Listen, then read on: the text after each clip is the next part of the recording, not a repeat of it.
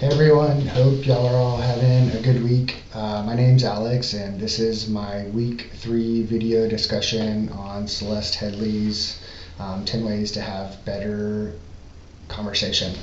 I liked the video this week, and I felt like her area of expertise was a good refresher to things that I have already learned growing up, but have easily fallen out of the habit of in my everyday life.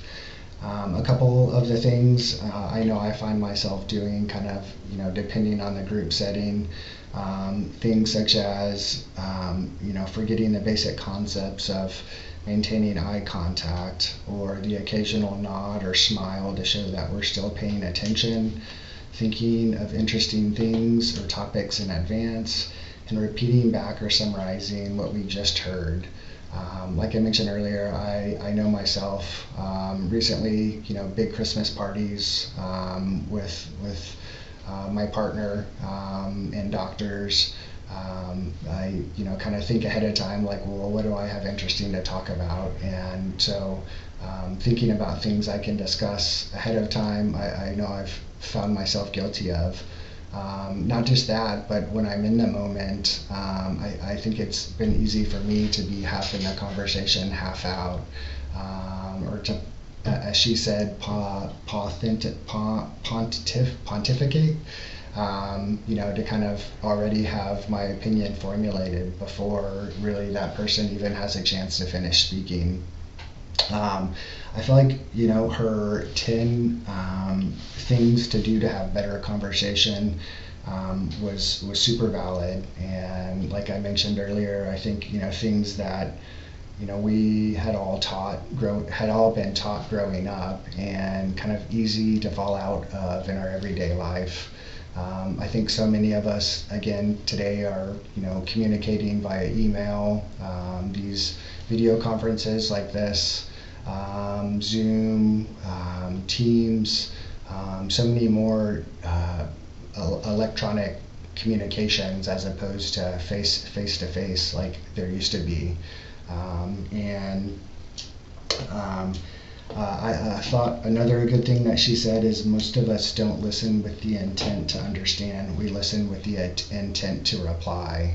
I know myself, I can be guilty of that in everyday life, particularly if I'm reading or responding to emails. Sometimes I have so many things I have to read in a single day that I'll just kind of, summarize them, boil them down into, the most important concepts, and then send a response back.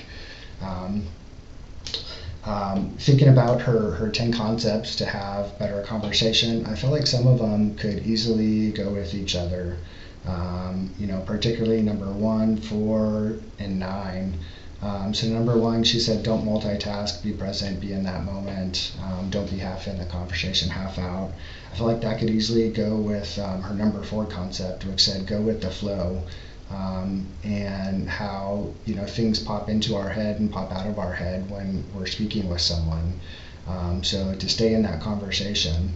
And then I feel like that could also go with her most important concept, which was number 9, and she said, listen, stay in the moment, or to listen, and listen with the intent to understand and not just the intent to reply. A couple other things that I thought could go with each other is to stay out of the weeds, to be brief, and to be interested in other people. Overall, I really liked her video. I think, kind of the gist of it is to have some as she said, conversational competence. And I know for myself in my everyday life, kind of dealing with fewer and fewer people since the start of COVID, it's kind of easy to fall out of those habits. So I look forward to those. I think applying those to our writing, I really liked her point of be brief. I feel like, certainly when we know our audience, be brief. The more details I think we add, depending on our audience, can easily have people get into the weeds, or to be multitasking when we're speaking, to not be interested, to be half in the conversation, half out.